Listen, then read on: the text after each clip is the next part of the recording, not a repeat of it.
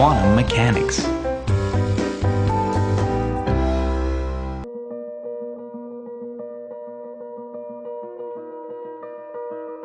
Traveling to the 1750s, we find that scientists were putting different substances in flames and passing the resultant light through a prism.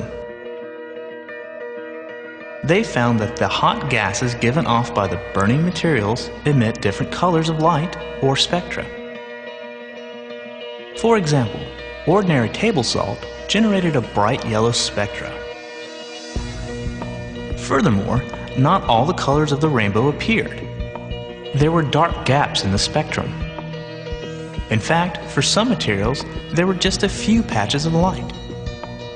By the 1820s, they recognized that spectra provided an excellent way to detect and identify small quantities of an element in a powder that was put into a flame.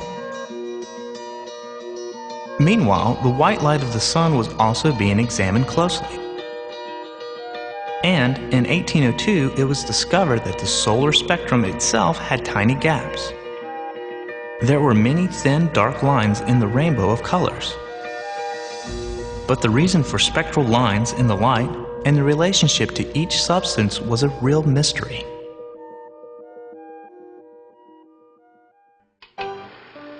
Traveling forward from that era to a little over 100 years ago, scientists were examining the colors of light given off by solid heated objects. They discovered that these hot solids gave off continuous spectra, and that the overall color of the light revealed the temperature of the object. Now, this was important because scientists realized that this discovery made it possible to measure the temperature of an object from a distance. They could measure the temperature of the sun, for instance. During these discoveries, they also noticed that some of the objects absorbed light extremely well, almost perfectly in fact. They were called black bodies because they absorbed virtually all the light that was shown upon their surfaces. These same objects also radiated almost perfectly, and as noted before, the temperature of the black body object determined the distribution of colors or wavelengths in the emitted light. This curve shows how much light of each color is emitted by a cool object. As you can see, there isn't much light, and what light there is mostly lies out past the red end of the spectrum, in the infrared. The figure on the right will show the different colors added together as we progress. Right now, only red light is visible. This curve shows how much light of each color is emitted by a medium temperature object. And the most light is emitted in the orange, yellow, green wavelengths. So now we add orange, yellow, and green to our cauldron of light on the right. As you can see, the combination so far looks yellow. This third curve is for a really hot object. Lots of light, and with most of it being emitted toward the blue end of the spectrum. And as you can see, our cauldron now is pure white in the center where all the colors overlap.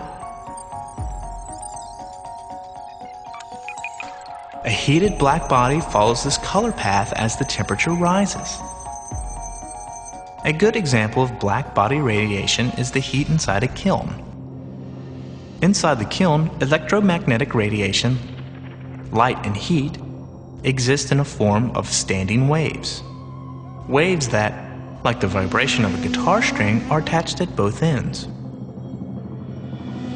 The ends of the standing waves, like the ends of a guitar string, do not move. They are anchored to the sides of the kiln.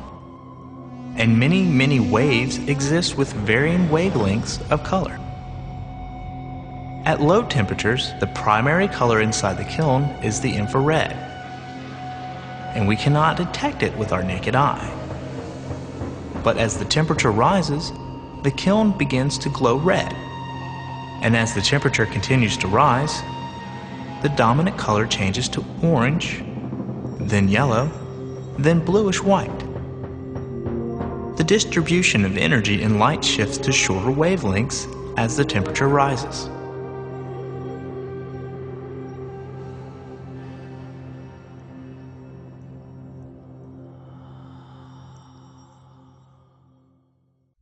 But there was a problem. The scientists expected the distribution of emitted light to continue to the increase at wavelengths toward the ultraviolet end of the distribution. It didn't. Instead, there was less and less light given off as they were further and further into the ultraviolet. This was called the ultraviolet catastrophe. But it wasn't a catastrophe at all. It was the beginning of something remarkable. A truly great scientist named Max Planck soon figured out a way to explain the observation.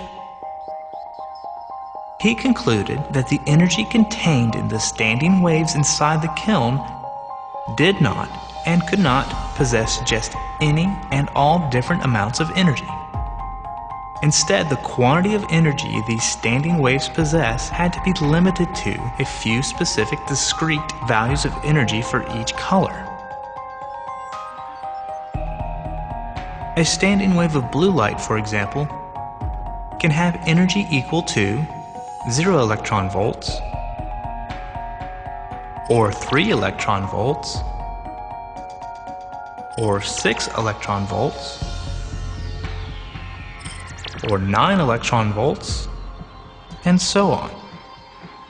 In general, energy equals any whole number, n, times Planck's constant, h, times the frequency of light, nu, which for blue light is any number times 3 electron volts.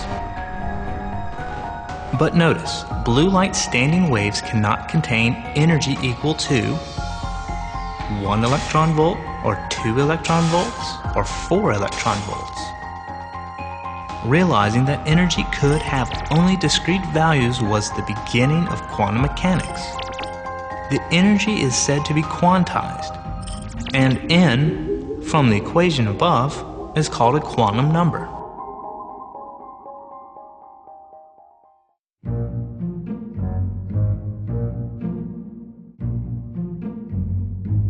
Planck's conclusion that light energy is quantized was quickly used by Einstein to explain another puzzling phenomenon.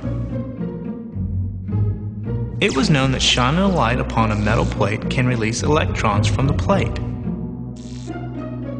But the light has to have a certain wavelength before a single electron is released. We can shine brighter and brighter light on the plate forever, but if the color isn't right, the electrons stay home. Einstein concluded that the light striking the plate had to be coming in discrete bundles, and unless a single bundle had enough energy to free an electron from its captivity, it would remain trapped.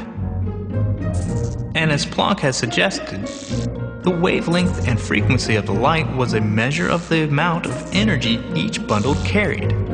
So while blue light packets might be able to free an electron, red light packets could not, no matter how many red packets hit the plate. But wait a minute. That sounds awfully like light is a particle and not a wave.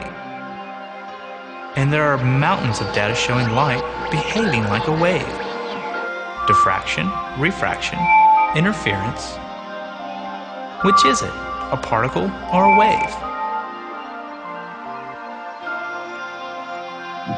It is both.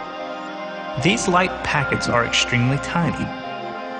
Let's call them photons, from photos, the Greek word for light. And when you try to explain the behavior of things this small, you must resort to really unusual ideas.